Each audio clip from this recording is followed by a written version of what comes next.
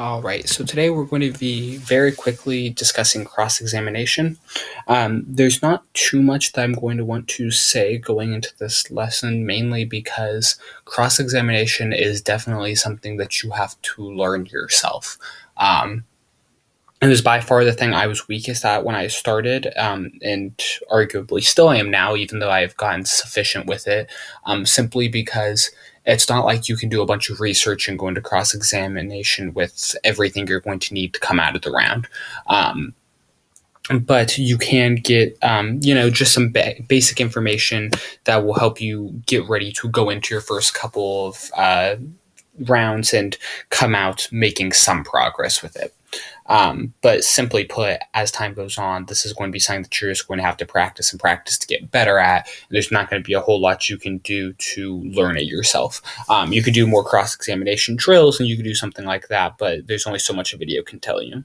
But on that note, let's get into the few things that I can tell you. So first, it's important to note what cross-examination is and what its real point is in the round and why it's important. Because obviously it seems pretty basic as to what the idea behind it is. You're going to come up and you're going to ask your opponent questions about their case. In LD, the cross-examination period comes right after the other team reads their cases.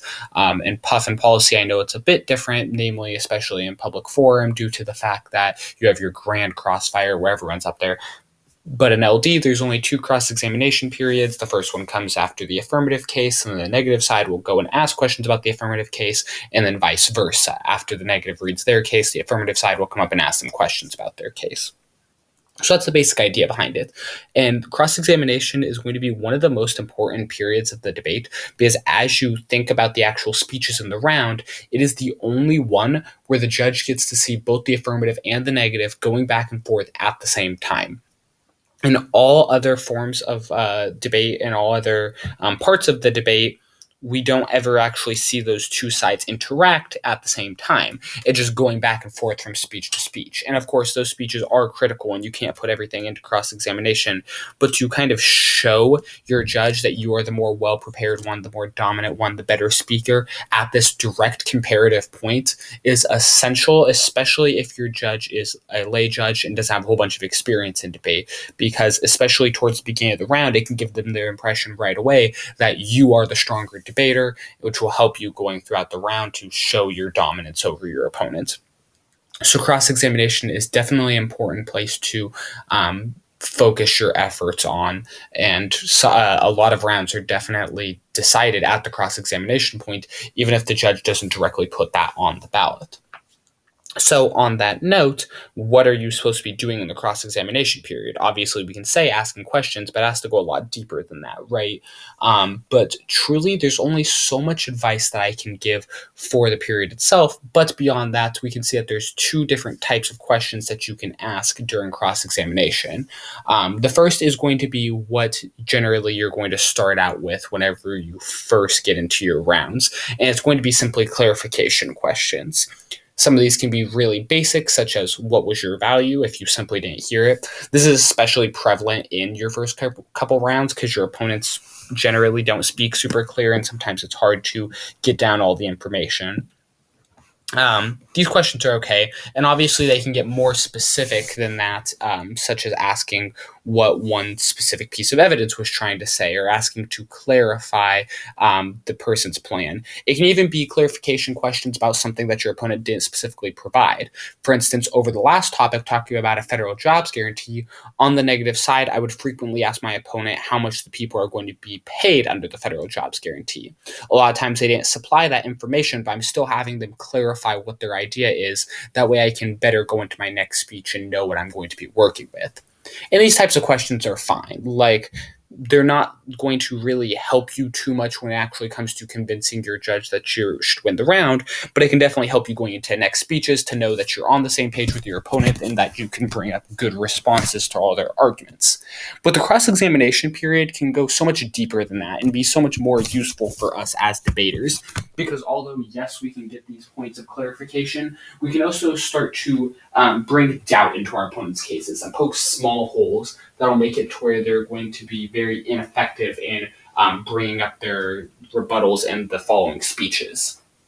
One of the best things you could do is point out contradictions or just simple inaccuracies in your opponent's speech.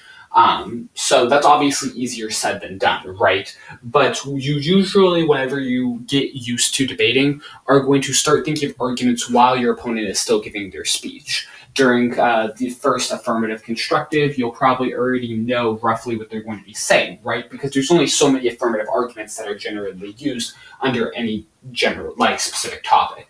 So, for instance, on the current affirmative case, whenever people are talking about the federal jobs guarantee, most people are going to be arguing that a federal jobs guarantee is good because it reduces poverty. So then you already know the basic idea of their case, that the federal jobs guarantee is going to be reducing poverty, and that as a result, you probably already know how you're going to respond to that. What your actual response is probably going to differ from debater to debater, but you are using the same general types of ideas throughout every single round, so you know what you're going to come up and say in your next speech. So now that you know actually what you're going to be doing, you can start preparing yourself for that during the cross-examination period.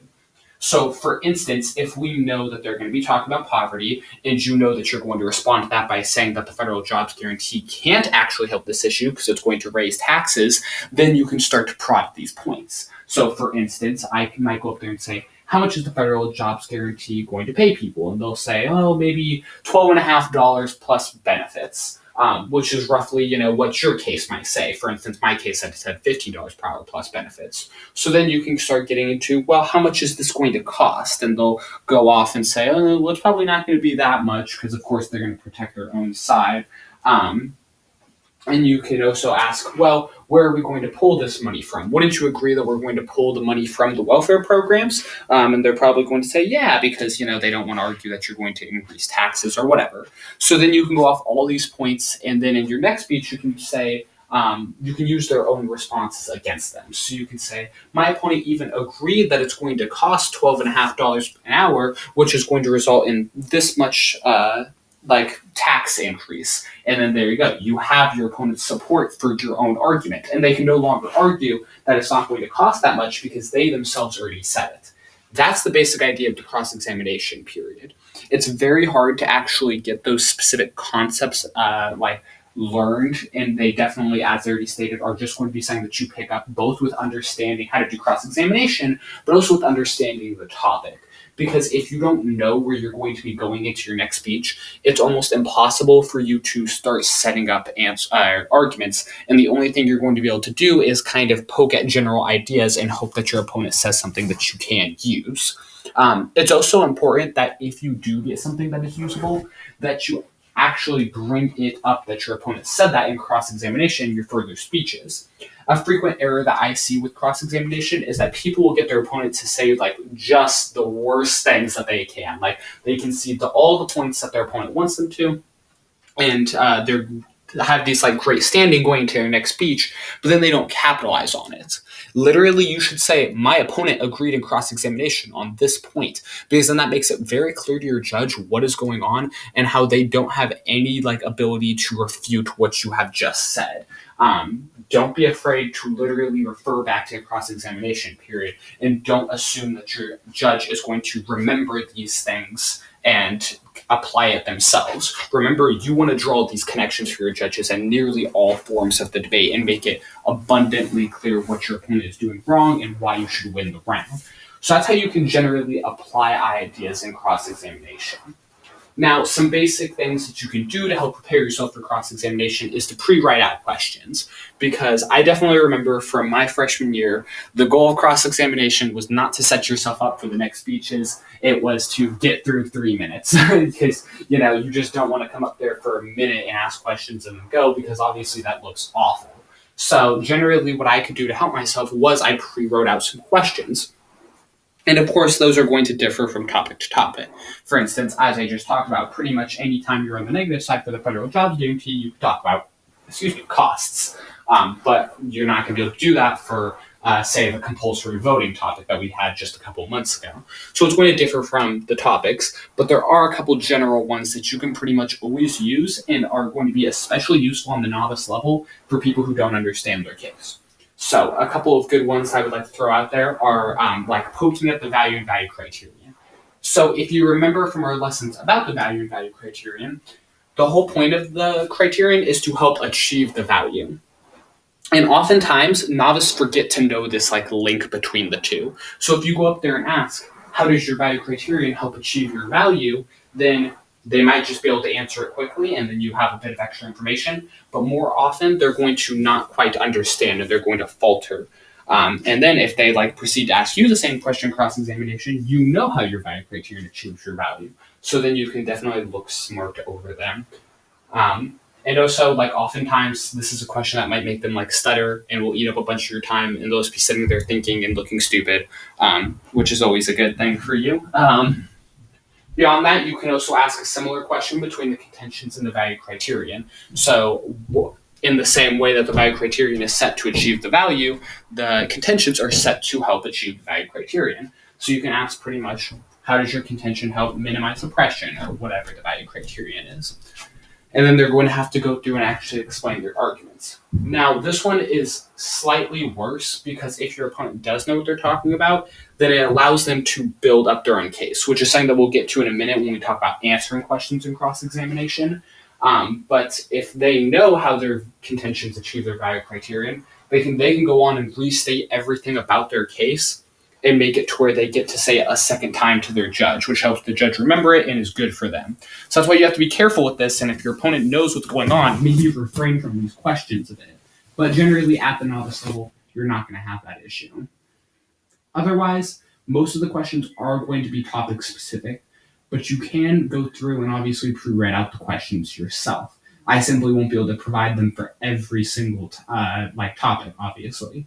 For instance, on the next one, though, for lethal autonomous weapons, I think it would be good to have some questions about the definition of a lethal autonomous weapon, because that's something that there's a lot of disagreement about. And you can kind of see how these big concepts of the debate itself, not the specific arguments, are great places to start getting ideas about what type of questions you can ask in pretty much every round. So on that note, let's move on to answering cross-examination questions and how you can better show your dominance there. Answering is so much easier than asking, at least in my opinion, because literally all it comes down to is knowing what the topic is talking about and what your case is talking about. Obviously, if your opponent is asking clarification questions, the only thing that matters is that you know your case, and also just enough background information about the topic to make it through, because it looks really impressive if you don't even have to look at your case to do something. So if your opponent asks about a specific card and you immediately know, bam, this is what that card says, and you can recite it off to your opponent, then that looks really impressive to the judge because it's wow, this kid knows what he's talking about, right? So that's just a small benefit right off the bat. But the actual questions that you sometimes will struggle with are the ones where they're trying to poke holes in your case and contradictions, or just kind of prepare their own arguments and back you up into a hole. And whenever you're in those places, the best thing that you can do is obviously try not to give away too much information or too many arguments that your opponent could then corner you with, because the more and more you actually say that is unrelated to your own stance, the more and more your opponent is going to have to use against you. Obviously, you're not going to be able to do this in all situations, and it doesn't want to look like you're dodging the question, right? You still want to answer their question, because otherwise your judge is going to be able to tell that he doesn't know what he's talking about either, or that he simply doesn't want to answer. But something you can do is answer their question and then waste their time, right? Because they only have 3 minutes to ask you questions. So the less questions they get out, the better. So if they ask you a question that relates back to your case, explain your case for a minute. Remind your judge of all the points you just made, and then already right there, you've eaten up a third of their time, and they can only ask you so many more questions before the rest of it runs out. That's a general tactic that is used pretty much everywhere, and obviously you got to do it within reason, but it's it's a pretty common one. On that same note, you also don't want to let people eat up your time too much, but you want to do it in a respectful way, right? This is often something that I struggle with, because obviously there are different conceptions of people depending on how you debate. And I try and be a rather unaggressive debater for several reasons. One, I just think aggressive debate is unnecessary, but also it is worth noting that if I, as a tall white guy, am going to come and be super aggressive with like a small Indian girl, I'm going to come off as like a horrible human being, and the judge is going to hate listening to me. So obviously, like depending on who you are, being more aggressive might be more in your favor. Like that style of debate is going to be more favorable in female debaters because it's like makes them come across as like strong and independent rather than like being aggressive and a jerk. So obviously, like be careful what you're doing regardless. But this is a great place to show some aggression because if like they're trying to eat up some of your time, then you can like be like, no, this is my cross-examination period. Let me ask more questions or anything to that extent. So it's important that you keep that in mind whenever someone is trying to eat up your time or whenever you're trying to do the same because you have to do it within reason. You don't want to seem like someone who is just being a jerk and is absolutely like trying to screw over their opponent, but you still obviously want to do that. You just want to make it subtle.